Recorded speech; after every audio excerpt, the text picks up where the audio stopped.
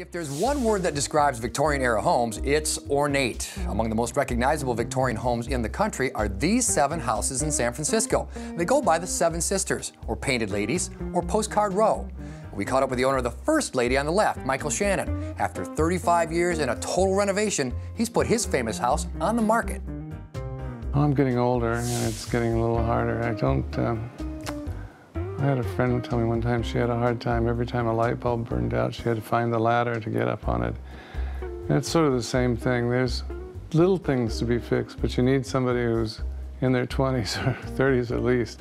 It was completed in 1892. That was the day that they turned on the water. In San Francisco, the records that we have were from the water department. The other records were all destroyed in the earthquake and fire in 1906. They started at the far end of the row and built 3 houses. They were beautiful houses. They were all alike. They were all Queen Anne's. And they were so popular that he built 3 more. And they became just as popular. He sold everything right away. And then he finally sold this house because he was so popular and he could make really good money. One day in the paper, about 6:30 in the morning, I discovered this house that I was familiar with was on the market by the owner. So I beat it over here, and I was here by 7 o'clock in the morning, and I said, I'll take the house. Just tell me where to sign. And the guy had no idea what I was talking about. And I said, yeah, you're selling me your house. He said, oh, right. The house was in pretty bad shape when Michael purchased it. It was a real nightmare. There was linoleum every place. All the doors had been removed and were thrown in the backyard. And I couldn't take possession of the house once I got everything worked out until I got rid of the tenants that were here. They weren't legal tenants. Nothing I said could get them to move. And so I said, I called the building inspector today, and he wants to come over and check it out. And I called a couple other inspectors, and then I called the FBI, just thinking maybe they should inspect it too. And I told them that, and they were gone by the end of the day. One striking feature on the interior of the house is the combination gas and electric lighting from the period. When I bought the house, there were just electric bulbs hanging from the ceiling on a chain.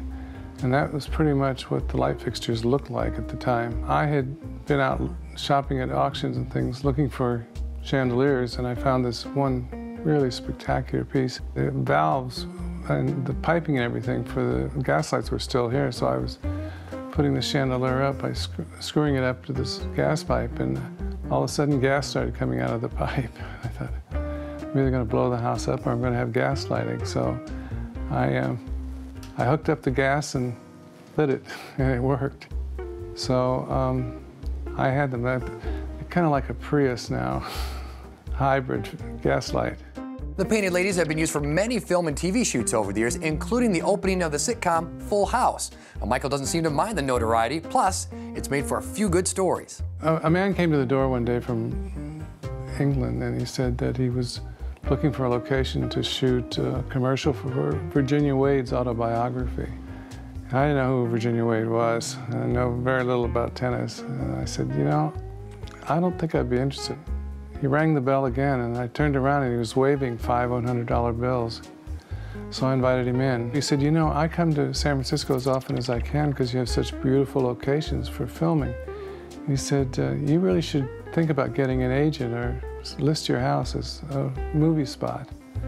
So I said, well, show me how.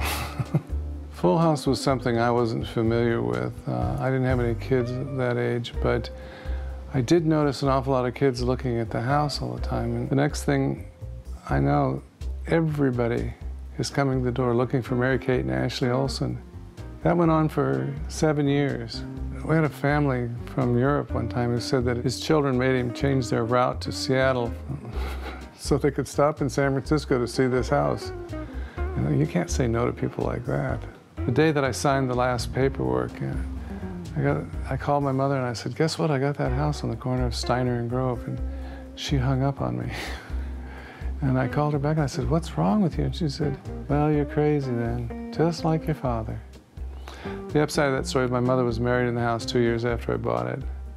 My sister was married here, my niece was married here, a couple of friends, and I stopped recognizing the names, so I decided I would charge people. So that slowed things down.